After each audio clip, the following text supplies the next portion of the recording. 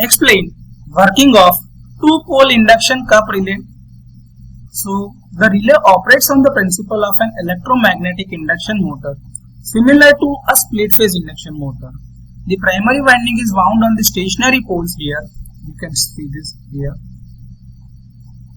And is excited by an alternating current from the system being protected. So from the line being protected, the line current with the help of CT is stepped down and the step down current is fed to this relay.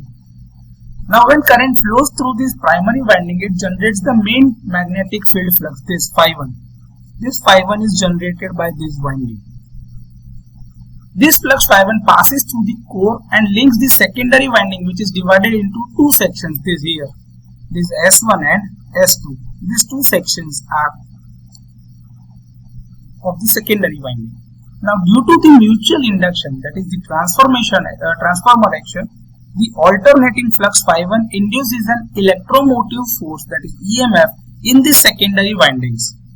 This induced EMF causes a current to circulate through the secondary coils, which in turn produce a second magnetic flux denoted by phi2. Here you can see this phi2 flux, phi2 is produced. So from here, this completes the cycles in the two halves here. You can visualize this circuit here. So flux phi2 is produced likewise. The physical arrangement and electrical characteristics of the windings are designed to create a phase displacement between these two fluxes. So ideally, the flux phi2 lags behind the main flux phi1 by a phase angle of 90 degrees. So both are with each other at the right angle position. Now both fluxes phi1 and phi2 cut across the non-magnetic induction cup, that is rotor, positioned in the air gap here between the stationary iron core and the poles here. This is the rotor. This round circular part is the rotor. This charge changing magnetic field induces eddy currents within the body of the aluminum cup. The interaction between these eddy currents and the magnetic fluxes generates a driving torque on the cup. This torque causes the cup to rotate in a direction which is in the tripping direction, or this torque is sufficient enough or high enough only when the fault occurs. During the normal position, to control this torque, so deflection is controlled with the help of controlling torque provided by the spring. The spring is made up of phosphorus bronze material. Now when this torque rotates the cup, or the torque causes the rotation of the cup, which in turn moves the spindle to close the trip contacts.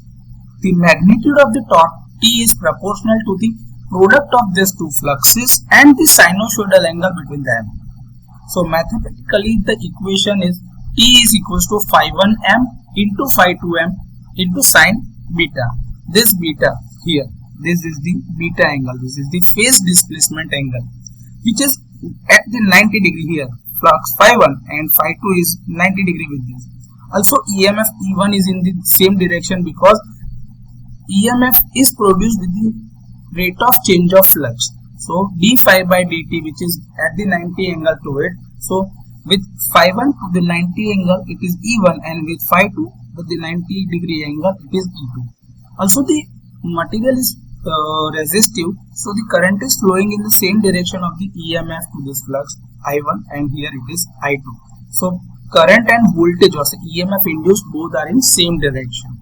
So the resulting in the maximum torque, because the beta angle is 90 degree, so the total torque produced in this case is phi1m into phi2m, that is the maximum value of both the fluxes. Now because the aluminum cup is hollow and lightweight, it has the low inertia, allowing it to move almost instantly when the torque is applied. So this results in a very small operating time, typically around 10 milliseconds, making a relay a fast acting type. So this is the working of two-pole induction type relay for the overcurrent or earth fault protection of line or any apparatus.